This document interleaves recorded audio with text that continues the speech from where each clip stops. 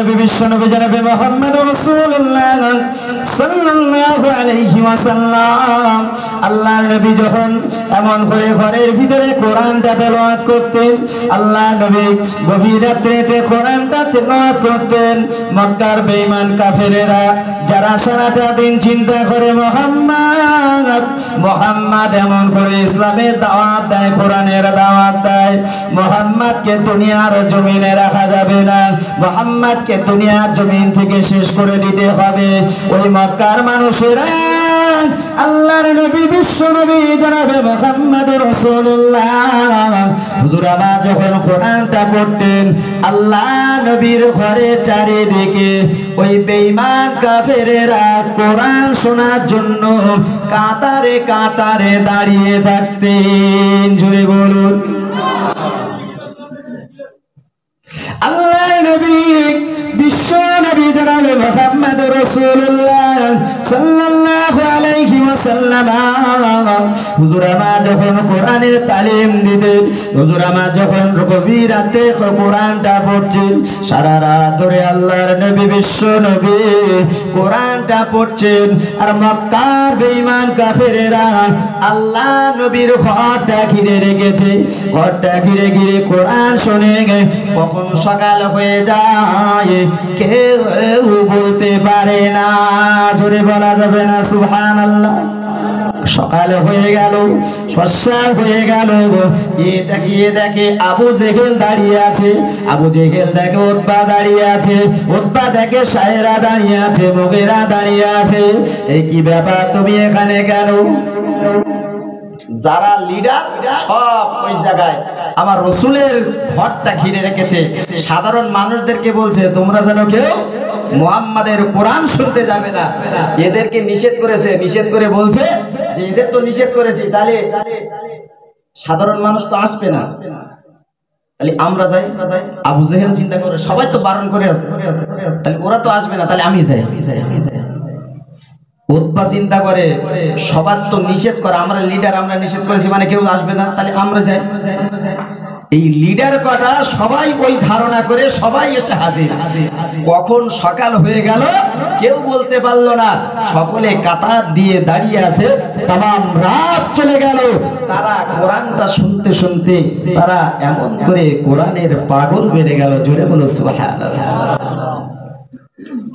ও জওয়ানেরা, ও ধোপাবেড়িয়া গ্রামের ভাইয়েরা বাবাজিরা, এমন করে আল্লাহ নবী বিশ্ব নবী কোরআনটা তেলাওয়াত করছেন, আর অমন করে সবাই যখন কাতা দিয়ে দাঁড়িয়ে আছে, সকালে এর সঙ্গে ওর সঙ্গে দেখা হয়ে যায়, সকলে বলে কি ব্যাপার বলো না, তোমরা তো এমন করে কোরআনটা তেলাওয়াত করছো, কোরআনটা শুনতে আসলে আমরা তো নিষেধ করে দিয়েছি, আমরা তো নিষেধ করে দিয়েছি সমাজের মানুষ কেউ আসবে না, সমাজের মানুষ যদি দেখে ফেলে আমরা আসি তাহলে তার আমাদেরকে নেতা বলে মেনে নেবে না, আর কাল থেকে কেউ যেন আমরা না আসি।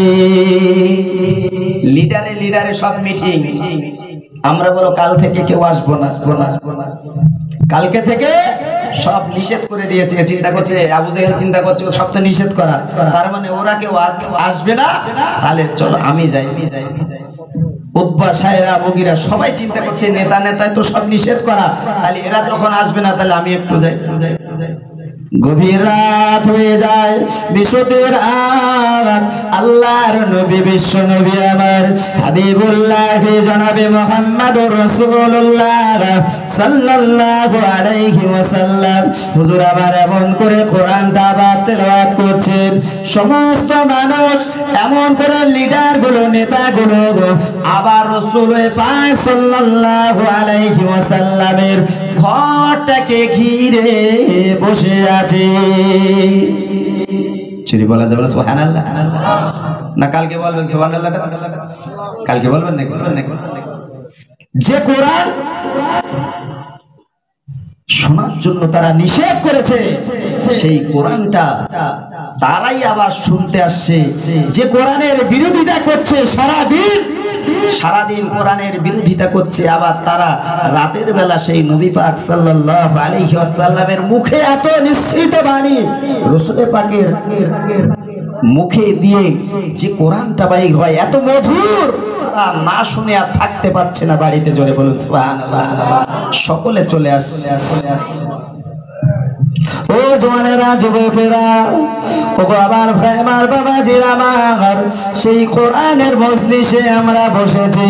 আল্লাহ পাক রব্বুল আলামিন কোরআনের ভিতরে জানিয়েছেন, মাল্লাহুল মাওলা ফালাহুল খু, যে আল্লাহ পাক রব্বুল আলামিনের হয়ে যায় সমস্ত মানুষ তার হয়ে যায়। আল্লাহ পাক রব্বুল আলামিনের যে বান্দাটা হয়ে গেল, আল্লাহ তার হয়ে যাবে। আল্লাহ তার যদি হয়ে যায়, তামাম মখলুকাত তার হবে কি হবে না?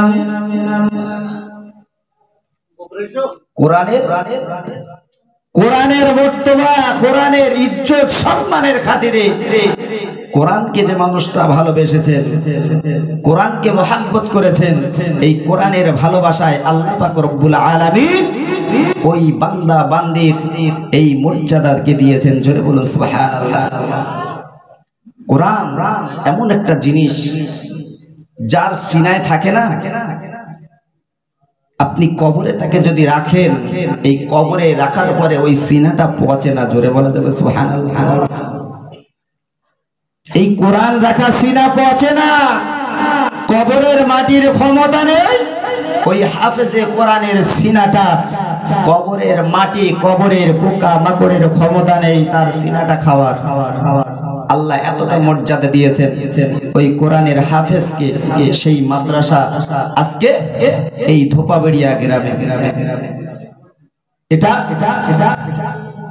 অত্যন্ত